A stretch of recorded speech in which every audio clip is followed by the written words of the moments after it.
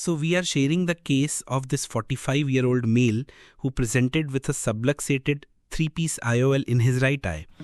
The plan was to explant this IOL and then implant an iris-fixated IOL. Initially, paracenthesis incisions were made, 1 on the temporal side and 3 on the nasal side, which gives us the flexibility to enclavate the second haptic in line with the first haptic.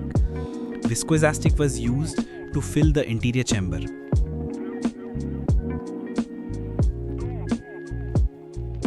Then an attempt was made to dial the IOL into the anterior chamber. However, difficulty was noted and it was not rotating easily.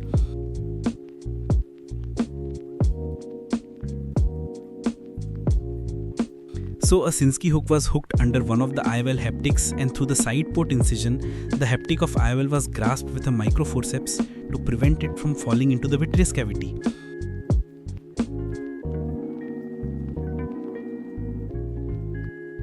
With the Sinskey hook, an attempt was made to dial the second haptic and bring it into the anterior chamber, but it was not possible. So at this time, the previously made corneoscleral incision was opened with the help of a keratome. The IOL haptic was grasped with the McPherson forceps and was explanted from the anterior chamber. A meticulous anterior vitrectomy was performed to clear the vitreous from the anterior chamber. This is very critical to prevent IOL decentration and difficulty in IOL fixation later on. After pilocarpine injection to constrict the pupil, the anterior chamber was again filled with viscoelastic solution. The iris-fixated IOL was gently implanted into the anterior chamber.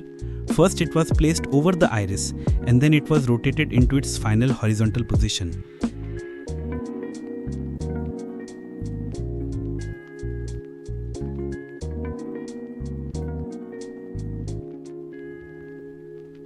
IOL holding forceps were used to hold the IOL optic.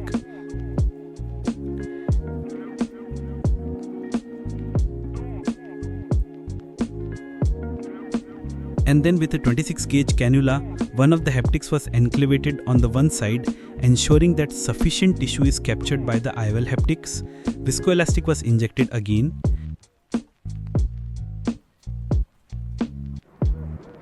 Then IOL optic was again held with the forceps using the other hand, and the second haptic was enclavated in a similar manner on the other side.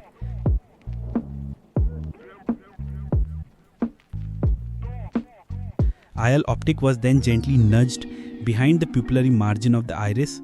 The anterior chamber was washed to remove any viscoelastic,